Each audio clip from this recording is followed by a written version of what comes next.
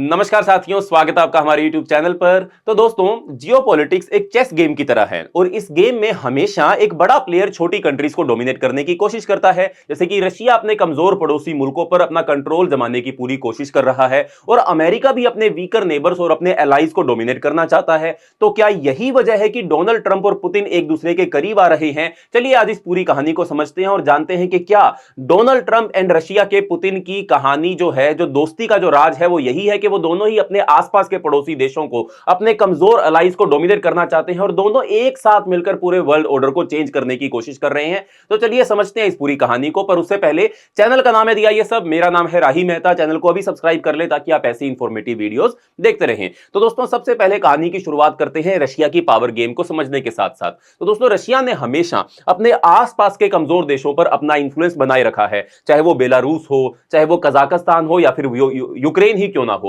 2014 में रशिया ने क्रीमिया को एनेक्स किया था और 2022 में फुल स्केल यूक्रेन का जो इन्वेजन था वो रशिया ने स्टार्ट कर दिया था, जो कि ये दिखाता है कि रशिया अपने पड़ोसी देशों पर अपना इंफ्लुएंस जो है वो कम नहीं होने देना चाहता है। रशिया की फॉरेन पॉलिसी का एक बेसिक रूल है, अगर कोई पड़ोसी मुल्क हमारे कंट्रोल से बाहर जा रहा है तो उसको वापस लाने का कोई ना कोई तरीका निकालना ही पड़ेगा। लेकिन यही अप्रोच सिर्फ रशिया नहीं फॉलो करता, बल्कि अमेरिका भी कुछ ऐसे ही अपने कमजोर पड़ोसी देशों और एलाइज पर अपना डोमिनेशन बनाने की कोशिश कर रहा है और यही वो सोचता हुआ आया है। जब से अमेरिका एग्जिस्टेंस में आया है तब से ही ये चल रहा है। तो चलिए अब अमेरिका के ऊपर बात करते हैं। तो दोस्तों, अमेरिका भी अपने नेबर्स और अपने एलाइज पर डोमिनेशन बनाता है। माना कि अमेरिका एक सुपर पावर है और उसका इंफ्लुएंस जो है वो आसपास के सभी देशों पर है, चाहे वो लैटिन अमेरिका हो, चाहे वो यूरोप भी क्यों ना हो। लेकिन जब भी कोई कंट्री उसके इन्फ्लुएंस से दूर जाने लगती है तो अमेरिका वो इकोनॉमिक सैंक्शंस लगाता है या मिलिट्री इंटरवेंशन करता है ताकि उनको वापस अमेरिका के फोल्ड के अंदर लेकर आया जा सके। जैसे कि एग्जांपल लेते हैं लैटिन अमेरिका का। अमेरिका जो है वो लैटिन अमेरिका यानी कि दक्षिण अमेरिका को, साउथ अमेरिका को अपना बैकयार्ड मानता हुआ आया है। 1950 से लेकर आज तक यूएसए लैटिन अमेरिका को अपनी टेरिटरी की तरह ही ट्रीट करता है। क्यूबा, वेनेजुएला, निकारागुआ जैसे देश जो यूएसए की पॉलिसीज को फॉलो नहीं करते हैं, उनके अगेंस्ट इकोनॉमिक सैंक्शंस लगा दिए जाते हैं। CIA बैक्ड कूप्स भी किए गए हैं, जैसे कि चिली में 1973 के अंदर एक कूप किया गया था, ग्वाटेमाला के अंदर 1954 के अंदर एक कूप किया गया था। ऐसे ही अमेरिका जो है वो मिडिल ईस्ट को भी अपने कंट्रोल में रखना चाहता है। इराक में 2003 पर हमला किया गया, लीबिया में 2011 के जंग जो छेड़ी गई वो डेमोक्रेसी एस्टेब्लिश करने के लिए नहीं की गई थी, बल्कि पावर मेंटेन करने के लिए ये जंग छेड़ी गई थी। ईरान जैसे इंडिपेंडेंट फॉरेन पॉलिसी चलाने वाले देश, या ईरान चाहता है कि वो अपनी फॉरेन पॉलिसी को इंडिपेंडेंट तरीके से चलाए, उस पर अमेरिका हमेशा सैंक्शंस लगा देता है। यूरोप को भी अमेरिका जो है वो नेटो के जरिए डोमिनेट करने की कोशिश करता है। अमेरिका नेटो के जरिए पूरे यूरोप पर अपना कंट्रोल रखता है। जर्मनी और फ्रांस जैसे कंट्रीज अगर अमेरिका से इंडिपेंडेंट पॉलिसी बनाते हैं तो वो उन पर प्रेशर डालता है ताकि वो अपनी इंडिपेंडेंट फॉरेन पॉलिसी ना बना पाए। तो अब सवाल ये उठता है, अगर रशिया और अमेरिका दोनों अपने छोटे कंट्रीज को, अपने आसपास के छोटे कंट्रीज को कंट्रोल करने की कोशिश कर रहे हैं, तो ट्रंप और पुतिन एक दूसरे के इतने करीब इसलिए आ रहे हैं क्या? इसके साथ साथ डोनाल्ड ट्रंप और पुतिन की दोस्ती का राज भी हम समझ लेते हैं। तो दोस्तों, ट्रंप हमेशा एक अलग फॉरेन पॉलिसी चलाते हुए आए हैं। जब वो पिछले टाइम में जब प्रेसिडेंट रहे थे तब भी वो यही कर रहे थे और अब भी वो यही कर रहे हैं। ये उन्होंने अपनी प्रेसिडेंसी के दौरान अब दिखा भी दिया है। ट्रंप मानते हैं कि नेटो जैसे अलायंसेस अमेरिका के लिए एक बर्डन है और वो यूरोप और दूसरे अलायंस पर कम डिपेंडेंट होना चाहते हैं। ट्रंप रशिया को दुश्मन नहीं पार्टनर देखना चाहते हैं। ट्रंप कहते हैं कि रशिया के साथ दोस्ती होनी चाहिए, जंग नहीं होनी चाहिए। उनका मानना है कि रशिया एक नेचुरल अलाई हो सकता है, वो भी चाइना के अगेंस्ट। पुतिन भी ट्रंप को पसंद करते हैं क्योंकि उनका जो एग्रेशन है, वो उनकी जो नेटो की अप्रोच है वो बहुत ही कम एग्रेसिव है और नेटो को वो अपने अलाई के रूप में नहीं देख रहे हैं और ट्रंप जो है वो नेटो को बर्डन के रूप में देख रहे हैं। और रशिया जो है वो हमेशा से ही नेटो के अगेंस्ट खड़ा है और नेटो को बनाया ही रशिया से या फिर यूएसएसआर से निपटने के लिए था। यानी कि रशिया इस चीज से खुश है कि डोनाल्ड ट्रंप नेटो से दूर जा रहे हैं। बट डोनाल्ड ट्रंप से पहले जब बाइडेन एडमिनिस्ट्रेशन थी, बाइडेन एडमिनिस्ट्रेशन रशिया के अगेंस्ट स्ट्रिक्ट पॉलिसीज को फॉलो करती थी। यूक्रेन जंग के अंदर अमेरिका ने बाइडेन एडमिनिस्ट्रेशन के दौरान बिलियंस ऑफ डॉलर्स का पैसा भी दिया था, जो रशिया को बिल्कुल भी पसंद नहीं आया था। लेकिन ट्रंप रशिया को निगोशिएट करके कंट्रोल करना चाहते हैं, ना कि वो उनके साथ ओपन कन्फ्रंटेशन करना चाहते हैं।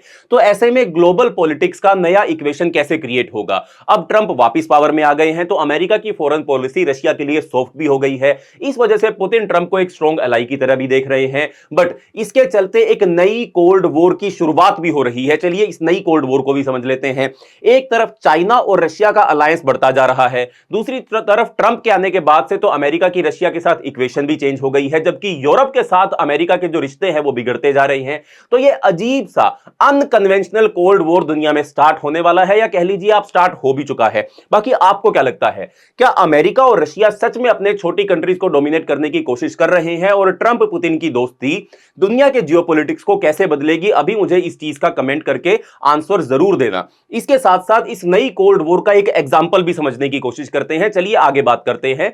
तो दोस्तों, एक नए जियोपॉलिटिकल शोडाउन की जो शुरुआत हुई है उसमें कनाडा और अमेरिका के बीच में ट्रेड वॉर भी तेजी से बढ़ रही है, और ट्रंप ने कनाडा के ऊपर एक और बड़ा आरोप भी लगा दिया है। कनाडा अमेरिका के बिना उनका कहना है कि कनाडा अमेरिका के बिना इंडिपेंडेंट नेशन रह ही नहीं सकता है। और अब बात यहां तक आ चुकी है कि कनाडा अपनी सुरक्षा के लिए अपने लिए न्यूक्लियर एलाइज ढूंढ रहा है।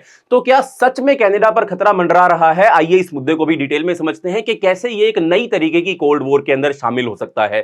तो दोस्तों, सबसे पहले बात करते हैं ट्रंप के उस कंट्रोवर्शियल स्टेटमेंट की, जिसमें उन्होंने कनाडा की अलग से देश के रूप में वायबिलिटी जो थी उसको निकार ही दिया था। यह सिर्फ पॉलिटिकल रेटोरिक है या इसमें कोई जियोपॉलिटिक्स का डीपर गेम छुपा हुआ है? चलिए बात करते हैं इसके बारे में। तो दोस्तों, कनाडा के फॉर्मर डेप्यूटी प्राइम मिनिस्टर जिनका नाम है क्रिस्टिया फ्रीलैंड, उन्होंने ओपनली यह कहा है कि ट्रंप एक सीरियस थ्रेट है कनाडा की सोवरेनिटी के लिए। उनका यह कहना है कि अगर ट्रंप, जैसे ट्रंप पावर में वापस आ चुके हैं, कनाडा के लिए वो जब से पावर में आए हैं एक खतरा बन चुके हैं, और अब वो कनाडा को अमेरिका का 51st स्टेट बनाने की कोशिश भी कर रहे हैं। इस वजह से farmer deputy prime minister Canada की, जिनका नाम है फ्रीलैंड, और अभी के जो प्राइम मिनिस्टर बने हुए हैं जस्टिन ट्रूडियो, ये दोनों ही लीडर्स मिलकर न्यूक्लियर आर्म्ड नेटो अलाइज जैसे कि ब्रिटेन और फ्रांस से क्लोजर डिफेंस टाइज बनाना चाहते हैं। और तभी जस्टिन ट्रूडियो जो है वो ब्रिटेन की विजिट पर भी है, और वो ब्रिटेन के प्राइम मिनिस्टर, उसके साथ साथ ब्रिटेन के किंग जो हैं अभी, किंग चार्ल्स, जो कि अमेरिका के भी हेड, जो कनाडा के भी हेड ऑफ स्टेट हैं, उनसे मिलने के लिए वो पहुंचे हैं।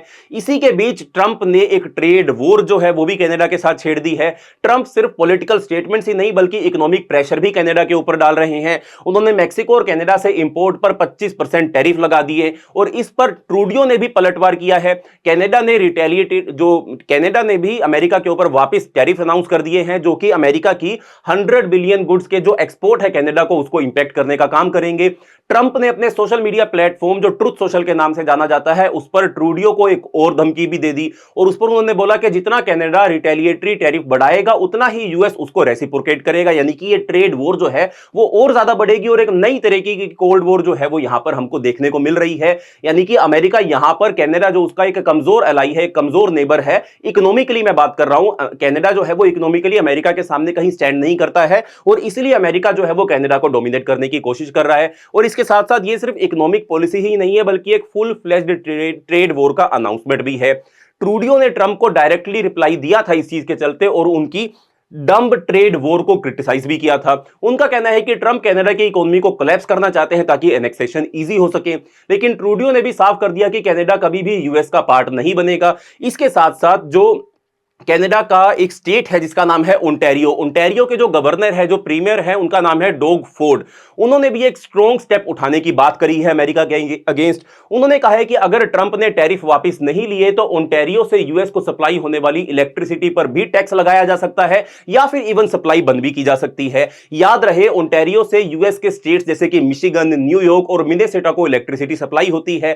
कनाडा की ग्लोबल सपोर्ट इस ट्रेड वॉर और जियोपॉलिटिकल टेंशन को देखते हुए कनाडा सिर्फ यूएस के अगेंस्ट खड़ा नहीं है, मैक्सिको और चाइना भी इसमें शामिल हो रहे हैं या हो भी चुके हैं। मैक्सिकन प्रेसिडेंट जो हैं उन्होंने भी ट्रंप की ट्रेड पॉलिसीज को अनजस्टिफाइड बताया है और कहा है कि मैक्सिको भी काउंटर मेजर लेकर आएगा, और अमेरिका अपने कमजोर देश मैक्सिको के ऊपर भी ऐसा ही प्रेशर डालने की कोशिश कर रहे हैं। चाइना ने भी अमेरिका के फार्म एक्सपोर्ट्स पर नए टैरिफ लगाने की घोषणा कर दी है, और यूएस कंपनीज के एक्सपोर्ट कंट्रोल्स और रिस्ट्रिक्शन पर और भी ज्यादा लगा दिए गए। यानी कि यूएस की कंपनीज के एक्सपोर्ट पर कंट्रोल और रिस्ट्रिक्शन जो है वो चाइना ने बढ़ाने का काम कर दिया है। बाकी आगे क्या होगा, अब सवाल यह है कि क्या सच में कनाडा पर कोई एग्जिस्टेंशियल थ्रेट जो है वो आने वाले समय में अमेरिका के कारण आ जाएगा? क्या कनाडा अपनी इंडिपेंडेंस को बचाने के लिए और ज्यादा मिलिट्री अलायंसेस बनाएगा, और क्या ये ट्रेड वॉर आगे चलकर एक फुल ब्लोन इकोनॉमिक क्राइसिस बन सकता है, या फिर एक full blown new cold war जो है वो इसके अंदर कन्वर्ट हो सकता है? इसका जवाब सिर्फ वक्त ही देगा, लेकिन एक बात तो तय है, ये राइवलरी और भी ज्यादा इंटेंस होने वाली है। बाकी आपको क्या लगता है, कनाडा को ट्रंप का डर है या सिर्फ पॉलिटिकल प्रोपेगेंडा जो है वो ट्रूडियो या ट्रूडियो की पार्टी जो है वो कनाडा के अंदर चलाने की कोशिश कर रहे हैं? कमेंट सेक्शन में अपनी राय जरूर देना। इसके साथ साथ जाते जाते हम नेटो के फ्यूचर और ट्रंप का इसके ऊपर इंपैक्ट जो होने वाला है उसकी भी एक बार चर्चा कर लेते हैं। तो दोस्तों, नेटो यानी कि नॉर्थ अटलांटिक ट्रीटी ऑर्गेनाइजेशन, ये अलायंस बना था रशिया या फिर सोवियत यूनियन के एक्सपेंशन को रोकने के लिए, लेकिन अब खुद ये नए क्राइसिस में आ चुका है। ट्रंप ने पहले भी बोला है कि नेटो अमेरिका के लिए एक फाइनेंशियल बर्डन है। उनका कहना है कि अमेरिका अकेले सबकी सिक्योरिटी का जिम्मेदार नहीं हो सकता है। अब अमेरिका नेटो से निकलने का डिसीजन लेगा, क्या वो यूरोपियन कंट्रीज पर और ज्यादा डिफेंस स्पेंडिंग का प्रेशर डालेगा? सबसे बड़ा सवाल, अगर नेटो वीक होता है तो रशिया का इंफ्लुएंस यहां पर बढ़ जाएगा। क्या यह पुतिन के लिए एक नई गोल्डन अपॉर्चुनिटी हो सकती है और क्या इसमें ट्रंप और पुतिन की कोई नई प्लानिंग हो सकती है? खैर, ये तो वक्त ही बताएगा, पर हम तो यही उम्मीद करेंगे कि इस सारे सिनेरियो के चलते विश्व में शांति जरूर बनी रहे। और सिर्फ यही नहीं, ट्रंप की पॉलिसी सिर्फ नेटो को ही नहीं बल्कि पूरे यूरोप को इंपैक्ट कर रही है, और यूरोप अगर इंपैक्ट होगा तो यूरोप इन टर्न पूरी दुनिया को इंपैक्ट करेगा। और यही यूरोप ने पहले भी किया है, चाहे वो फर्स्ट वर्ल्ड वॉर हो या सेकंड वर्ल्ड वॉर हो, शुरुआत उसकी यूरोप से ही हुई थी। पहले भी यूरोप ऐसा कर चुका है और फ्यूचर में भी ऐसा वो हो सकता है। इसके साथ साथ आज जर्मनी और फ्रांस नेटो के इंपॉर्टेंट मेंबर्स हैं, लेकिन अगर अमेरिका अपनी सपोर्ट कम करता है तो क्या जर्मनी और फ्रांस भी अपनी इंडिपेंडेंट डिफेंस पॉलिसीज बनाएंगे? यूरोप का सिक्योरिटी स्ट्रक्चर बदलने लग सकता है और हो सकता है कि जर्मनी और फ्रांस अपना न्यूक्लियर डेटरेंट जो है वो डेवलप करे। अभी तक यूरोप अमेरिका पर डिपेंडेंट था, लेकिन ट्रंप के डिसीजन जर्मनी और फ्रांस को मिलिट्री पावर बनने पर मजबूर कर सकते हैं। और सबसे बड़ी बात, अगर नेटो कमजोर होता है तो रशिया को यूक्रेन के बाद यूरोप के और भी कंट्रीज पर प्रेशर डालने का मौका मिलेगा।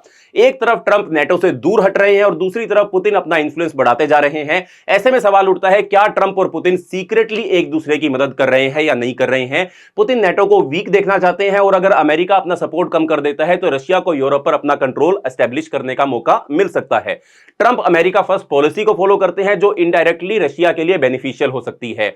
बाकी क्या यह एक नए टाइप की कोल्ड वॉर डिप्लोमेसी है, जहां एक तरफ ट्रंप पब्लिकली रशिया को अपोज करते हैं या रशिया का साथ देते हैं और दूसरी तरफ उनकी पॉलिसीज जो है वो इनडायरेक्टली पुतिन के फेवर के अंदर भी जा रही हैं? बाकी आपको क्या लगता है कि क्या होगा? कमेंट सेक्शन में मुझे जरूर बताना। यह था मेरा एनालिसिस के फ्यूचर के अंदर क्या हो सकता है। अगर आपको यह वीडियो पसंद आई हो तो वीडियो को लाइक करें, शेयर करें, चैनल को सब्सक्राइब करना मत भूलें। मिलते हैं अगले एपिसोड में, अगली वीडियो में। तब तक के लिए बाय बाय, धन्यवाद, जय हिंद।